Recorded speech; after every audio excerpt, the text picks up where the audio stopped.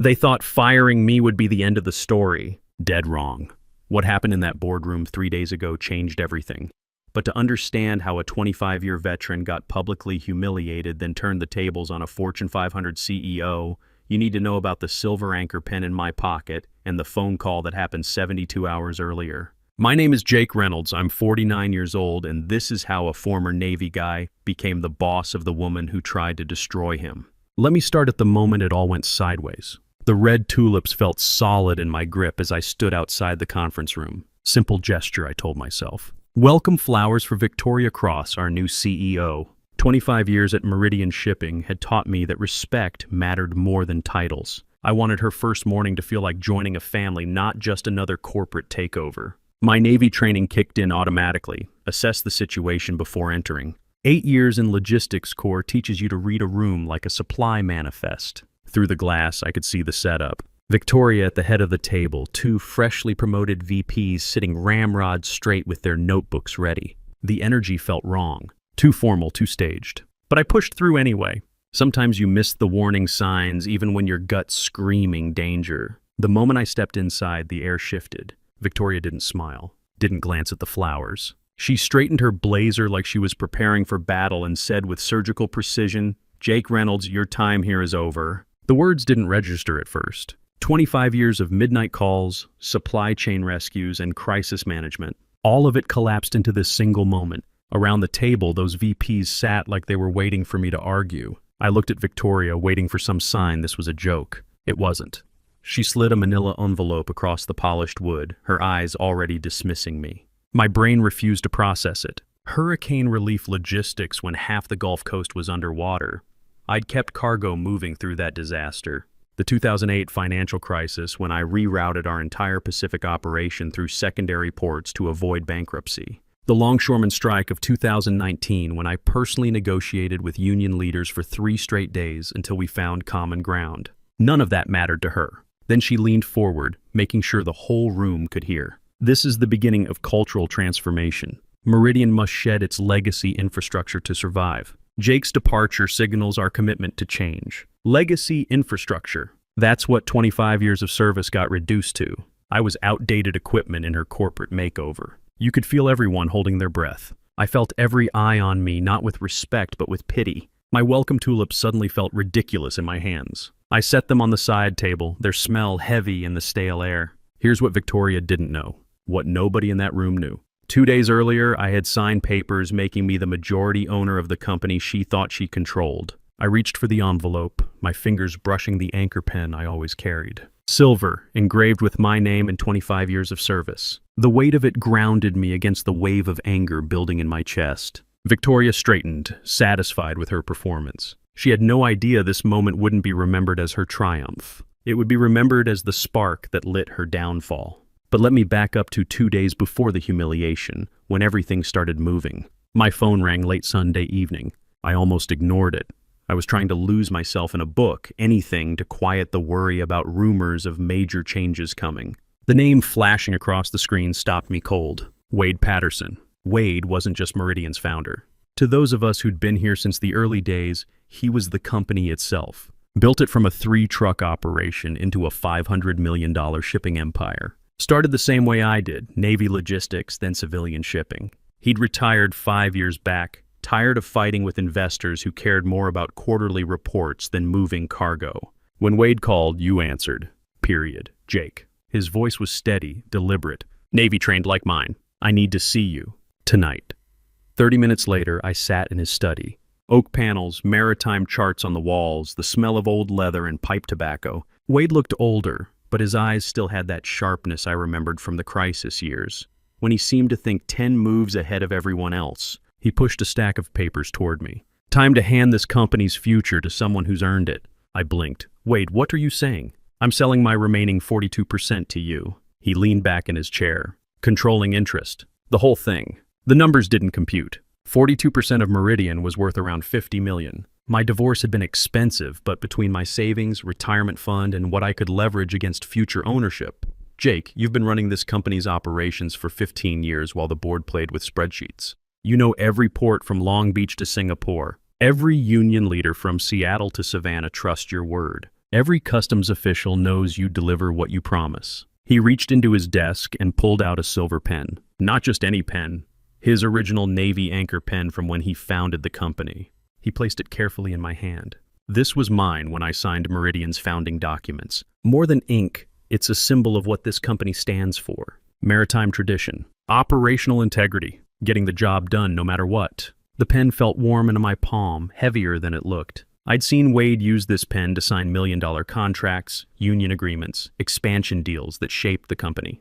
I've watched the boards circle like vultures. I know who's loyal to Meridian and who's loyal only to themselves. You've sacrificed more than anyone. Your ex-wife wasn't wrong about that. My throat tightened. Sarah, my daughter, was 20 now, in college. How many of her school events had I missed for emergency shipments? How many family dinners interrupted by dock strikes or customs delays? The marriage didn't survive my dedication to keeping cargo moving, but Sarah understood. She'd grown up watching me handle crises that would break other people. That loyalty matters, Wade continued. This Victoria Cross they hired, Harvard MBA, McKinsey consultant, zero real-world logistics experience. She's going to tear apart everything we built, all in the name of digital transformation and operational synergy. I'd heard the buzzwords already. Victoria had been talking about AI-driven logistics platforms and eliminating inefficient human networks since her first week. Remember the Tacoma Bridge collapse in 2007? Wade asked. While other companies were filing insurance claims and writing off losses, you had our cargo rerouted through Portland and Vancouver in 18 hours. Victoria would have been on conference calls with consultants for a week. That brought back memories. Sarah was 15 then, and I'd missed her debate team championship because I was in a truck cab with a driver, personally ensuring our most critical shipment made it through the chaos. She'd won first place anyway and called me from the school parking lot, so excited she could barely speak. Dad, I won. I wish you could have been there, but I know you were helping people. That's the thing about Sarah. She never made me feel guilty about the work. She understood that moving cargo meant keeping factories running, stores stocked, people employed.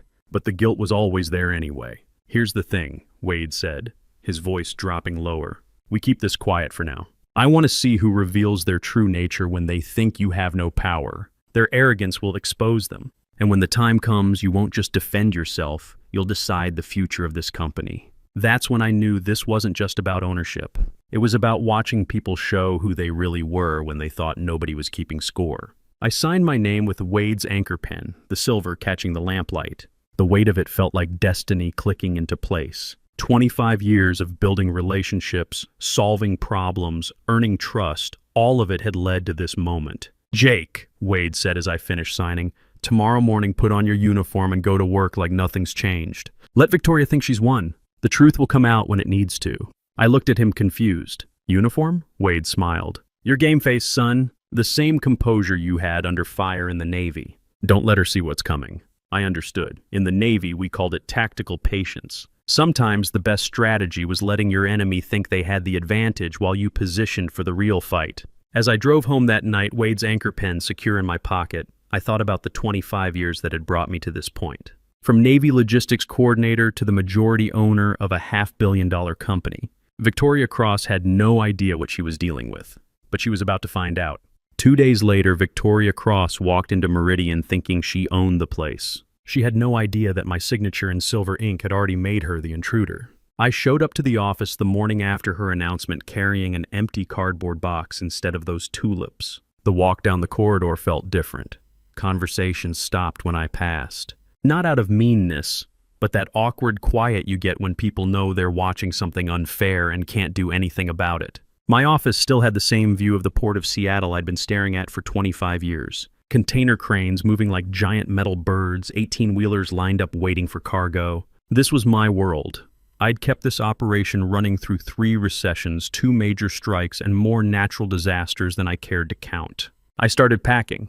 Crisis management awards from when Hurricane Katrina knocked out half our Gulf routes and I rerouted everything through Mexico in 72 hours. Letters from the International Longshoremen's Association thanking me for fair negotiations during the 2019 strike. A photo with customs officials in Long Beach after I helped streamline their inspection process, saving everyone hours of paperwork. The coffee mug with the chip on the handle, gift from the Seattle dock workers after I helped them through the automation disputes. These weren't just co-workers, they were people I'd earned respect from the hard way. Danny Martinez, my operations manager, had been a dock worker when I hired him 15 years ago. Now he ran logistics for our entire West Coast operation. Through my glass walls, I watched my team trying not to stare. You could see the questions in their faces. What happens to us now? Who's going to handle the union negotiations? Who knows which customs inspector prefers coffee versus donuts? My phone buzzed. Text from Danny.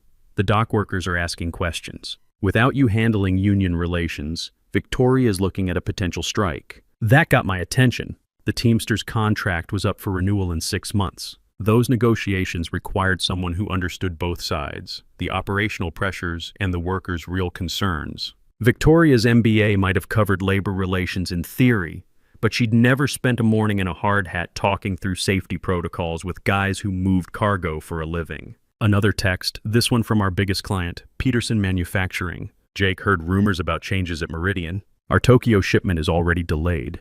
What's going on? The Peterson contract alone was worth $12 million annually. They trusted me personally to handle their high-priority shipments. Their automotive parts went to plants where a day's delay could shut down entire assembly lines. Victoria didn't understand that relationships like this took years to build and could be destroyed in one bad conversation. I folded my jacket and thought about the real cost of Victoria's transformation. She saw inefficiencies to eliminate. I saw relationships that kept the company alive. The memory that still cut deepest hit me as I packed my stuff. 3 years ago, my father's funeral. I'd been standing in our crisis center, coordinating emergency reroutes after a bridge collapse in Portland. Maps covering every wall, red pins marking backup routes, phones ringing nonstop. Sarah had called from the funeral home. Dad, where are you? We're starting in 10 minutes. Honey, I'm dealing with a major situation. 40 trucks stranded, perishable cargo worth millions. Dad, it's Grandpa's funeral. I'd stayed. Told myself the company needed me more than a ceremony for someone who was already gone. Convinced myself that keeping jobs secure, cargo moving, was the greater good. Sarah forgave me eventually. She understood that sometimes duty comes before everything else, something she'd learned growing up as a Navy kid. But I never forgave myself, and now Victoria was calling that dedication legacy infrastructure. My office door opened. Danny Martinez walked in, looking like he'd rather be anywhere else. Jake, this is wrong. Everyone knows it. Sometimes wrong happens, Danny. You just keep your head down and take care of your people. The union reps are already making calls. Victoria's planning to outsource port coordination to some AI platform. She thinks computers can replace relationships. I almost laughed. Victoria probably thought maritime logistics was just moving dots on a digital map. She had no clue that getting cargo through ports meant knowing which customs inspector had kids in college and worked overtime for extra money, which dock supervisor would stay late for urgent shipments, which trucking dispatch managers could find drivers during peak season. Danny, you've got 20 years of institutional knowledge they can't download into any system. Use it. What about you? I slid the last file into my box. Don't worry about me. I've got options she doesn't know about. That afternoon, my phone rang. Tommy from our Hong Kong office. Jake, Victoria's been on video calls all morning talking about streamlining international partnerships. She wants to replace our local agents with some centralized platform. I rubbed my temples. Our Hong Kong operation moved $8 billion in cargo annually. It worked because Tommy had spent 15 years building relationships with shipping lines, customs brokers, and freight forwarders. You couldn't replace that with an app, no matter what some Harvard MBA thought. Tommy, just document everything. Every relationship, every contact, every process that actually works. Make sure it's all written down. You think she's really going to blow this up? I think she doesn't understand what she's messing with. But here's what Victoria didn't know while she was busy dismantling 2 decades of careful relationship building. That evening, I got a text from someone I'd mentored years back, a junior analyst named Alex who'd been in her staff meeting that day. Jake, thought you should hear this. Attached was an audio file. I pressed play sitting in my truck in the company parking lot. Victoria's voice filled the cab, dripping with the kind of arrogance that comes from never having your theories tested by reality. Legacy infrastructure like Jake represents exactly the kind of outdated thinking we need to eliminate. His so-called network is just inefficient human dependencies that technology can optimize. We'll make his departure a symbol of our commitment to innovation. The recording was crystal clear. She wasn't just firing me, she was using me as a poster boy for everything she wanted to destroy. My jaw tightened. This wasn't about efficiency or innovation. This was about a consultant who needed to justify her existence by tearing down what others had built. I played it again. Victoria continued, "These old-school operators think their relationships are irreplaceable. They don't understand that data analytics and artificial intelligence can optimize every aspect of logistics without the human error factor." Human error factor. 25 years of crisis management, and I was just a glitch in her algorithm. I thought about the Tacoma Bridge collapse Wade had mentioned. While other companies panicked, I'd been on the phone with truck drivers, port supervisors, and customs officials. Real people solving real problems in real time. No AI could have done that. No algorithm could have convinced a tired driver to take one more run or a customs inspector to stay late on a Friday. For the first time since my dismissal, I allowed myself a thin smile. Victoria had just handed me the ammunition I might need later. Her own words, recorded by her own team, showing exactly what she thought of the people who actually made this company work. But she had no idea that while she was busy making enemies, the man she'd just called Legacy Infrastructure now held the keys to her kingdom. And unlike her, I knew how to be patient. Wade's words echoed in my head. Let them show their true nature. Victoria was doing exactly that, one arrogant statement at a time. Friday morning arrived heavy with expectation. The board of directors was gathering in the executive conference suite, that intimidating room with the 20-foot mahogany table and floor-to-ceiling windows overlooking downtown Seattle's shipping district. At the far end sat a chair unlike the others. A simple placard in front of it read, "Reserved, Majority Shareholder." I wasn't there yet. I waited in the hallway outside, checking my watch like I was coordinating a convoy movement. Timing was everything in logistics, whether you're getting a critical shipment through customs or staging a corporate takeover. Through the frosted glass, I could see silhouettes moving, hear voices settling in. Victoria's voice cut through the rest, confident and commanding. "Today marks the beginning of Meridian's transformation. We're restructuring from top to bottom. Legacy systems will be replaced with AI-driven efficiency platforms. Human dependencies will be minimized." The board members were nodding along. Most were financial guys, investment bankers, private equity partners, portfolio managers. They understood spreadsheets better than shipping manifests. To them, Victoria's buzzwords probably sounded like progress. My phone buzzed. Text from Danny. "Port Authority confirms. Victoria's changes already causing backup at Terminal 46. 3-day delay on Peterson's automotive parts shipment." Another text from Tommy in Hong Kong, Shanghai shipping line threatening to pull contract. "They won't work with Victoria's optimization platform. Want to deal directly with you." And then the one that made me grin. Letter from the Teamsters Local 174. "Union notification. If Jake Reynolds is not restored to operational oversight, we invoke the dispute resolution clause. Work slowdown begins Monday." Victoria had been CEO for exactly 1 week. In that time, she'd managed to anger our biggest client, alienate our most important international partner, and provoke a union dispute. All in the name of eliminating inefficient human networks. I adjusted my tie and reached into my pocket, feeling the weight of Wade's anchor pen. The metal was cool against my fingers, steady and reassuring like a good sidearm. Inside the boardroom, Victoria continued her dog and pony show. "The new investor I mentioned aligns completely with our vision. Their absence today is simply procedural. Consider it silent approval of our strategic direction." That got some murmurs. Board members exchanged glances. In my experience, mystery investors usually showed up when hundreds of millions were at stake. But Victoria was selling it like everything was under control. Furthermore, she pressed on. "We've identified several operational redundancies that need immediate elimination. Our international coordination can be handled remotely through centralized platforms. Manual union negotiations can be replaced with standardized contracts. And our crisis management protocols can be automated through predictive analytics." I almost laughed out loud. She was describing a fantasy. Maritime logistics wasn't a video game where you could optimize everything through code. It was about relationships, trust, and the kind of institutional knowledge that took decades to build. Remember the West Coast port strikes of 2015? While other companies sat around waiting for official resolution, I was on the phone with union leaders I'd worked with for years, finding creative ways to keep critical cargo moving. You can't automate that kind of problem solving. You can't download 20 years of earned trust. The secretary hurried in, carrying a tablet and looking nervous. She whispered something to Victoria, who glanced at the screen and waved her off like she was swatting a fly. "As I was saying," Victoria continued, her voice louder now, "our path forward is clear. Sentiment has no place in modern logistics. We operate on data, not emotion." That's when my phone lit up with the notification I'd been waiting for. The SEC filing had gone live. Every board member's device would be pinging simultaneously with the ownership update in about 10 seconds. I watched through the frosted glass as confusion rippled through the room. Tablets and phones came out like everyone was checking the same emergency alert. Notification of ownership change, the alert read. As of Tuesday, Jake Reynolds holds 42% of voting shares in Meridian Shipping Corporation. This update supersedes all prior records. Board recognition of ownership is required immediately. The room went dead silent.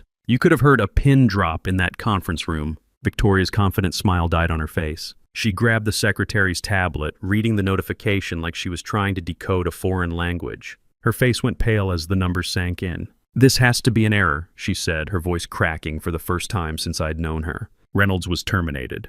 He has no standing here. But the board was already looking toward that empty chair marked majority shareholder. You could see the pieces clicking into place in their heads. I straightened my shoulders, military bearing kicking in automatically, and pushed through the frosted glass doors.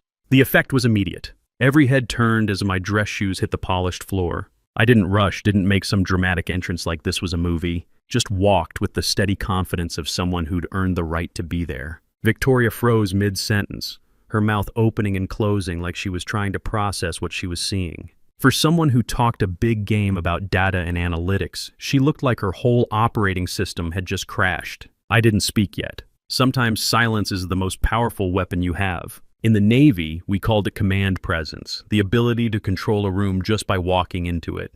I let my presence fill the space, let the tension build while everyone waited to see what would happen next. The anchor pen was visible in my right hand, not brandished like some kind of sword, just held naturally at my side. A few board members recognized it. Wade had used that pen to sign some of their contracts over the years. "This is impossible," Victoria stammered, finding her voice. "The SEC filing must be fraudulent." Jake was dismissed under my authority. I took one slow step toward the reserved chair. Still didn't sit. Just stood beside it, letting the symbolism speak for itself. 25 years of working my way up from logistics coordinator to operations manager to the man who actually ran this company while the board played with numbers. "Your authority?" I said quietly, my voice calm and measured. "Navy training teaches you to stay steady under pressure, whether you're dealing with hostile fire or hostile executives. That authority ends where ownership begins." The room was so quiet you could hear the air conditioning humming through the vents. Victoria's polished consultant facade was cracking like ice in a spring thaw. "The board has no obligation to recognize this. You're undermining everything we've built." "Everything you've built?" I let that hang in the air for a moment. "In 1 week, you've triggered a union dispute, alienated our biggest client, and threatened our most important international partnerships. That's not building, that's demolition." Board member Gerald Patterson, Wade's old friend, been on the board for 15 years, leaned back in his chair. He'd been quiet through Victoria's presentation, but now he spoke up with the authority of someone who'd seen real leadership. "For the record, I vote to recognize Jake's ownership status and restore his operational authority." The effect was like dominoes falling. Another director nodded, then another. These weren't personal loyalties. They were business decisions. Victoria's week of disasters had made the choice easy for anyone with half a brain. "This is outrageous," Victoria said, but her voice had lost all its command presence. She looked around the table, searching for allies who were no longer there. I finally lowered myself into the majority shareholder's chair. The leather creaked softly, but in that room it sounded like a judge's gavel falling. I placed the manila envelope, the same one Victoria had slid across to me 3 days earlier, on the table in front of me. Then I withdrew Wade's anchor pen, setting it down with the kind of careful precision you use when you're about to sign something that changes everything. "This pen," I said, looking directly at Victoria, "was given to me by Wade Patterson when I signed the ownership transfer. It represents continuity, maritime tradition, and the will of the company's founder. It also represents something you've never understood, that relationships aren't inefficiencies to be optimized. They're the foundation everything else is built on." I pulled out the ownership documents and began to sign, the pen scratching against paper in the silent room. The sound was soft, but it carried the weight of finality. Each letter of my name felt like reclaiming something that had been stolen. When I finished, I looked up at Victoria. She was sitting rigid in her chair, the fight completely gone out of her. From this moment forward, I said evenly, "You report directly to me." You could feel the relief wash over the boardroom. Some directors sat straighter. Others exchanged looks that said they'd been waiting for this moment all week. The tension that had been building since Victoria's arrival finally broke like a fever. Gerald Patterson started clapping. Hesitant at first, then firm and steady. A few others joined in.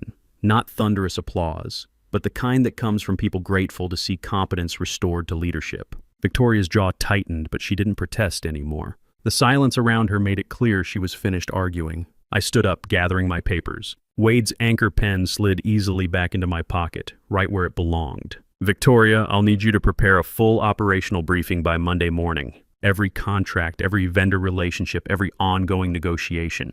We're going to fix what's been broken this week. She nodded stiffly. The arrogance had drained out of her completely. As I headed for the door, Gerald Patterson spoke up. Jake, what's your first priority? I paused, calling Tommy in Hong Kong to smooth things over with our Shanghai partners. Then I need to sit down with the Teamsters and work out this dispute before it escalates. After that, I'll personally call Peterson Manufacturing and guarantee their automotive shipment gets back on track. Real problems requiring real solutions. Not buzzwords or theoretical frameworks, but the actual work of keeping a shipping company running. The walk back to my office felt completely different than it had 3 days earlier. People weren't avoiding eye contact anymore. Danny Martinez was waiting by my door with a grin that could have powered the whole building. How'd it go, boss? About like you'd expect. Victoria's still CEO, but she reports to me now. First order of business. Get me Ray Sullivan on the phone. We've got some fence mending to do with the union. My office looked the same as when I'd packed it up, except now my cardboard box was sitting on the desk instead of heading for the parking lot. I started unpacking. The Crisis Management Awards went back on the wall. The photo with the dock workers returned to its spot next to my computer. My phone rang. Wade Patterson. Heard things got interesting this morning, he said. I could hear the satisfaction in his voice. Victoria's learning that logistics isn't a theoretical exercise. Think she'll stick around? Depends how much she likes eating humble pie. She's got an MBA and consulting experience. But now she knows those don't mean much when you're trying to move 10,000 containers through a port that's threatening to shut down. Wade chuckled.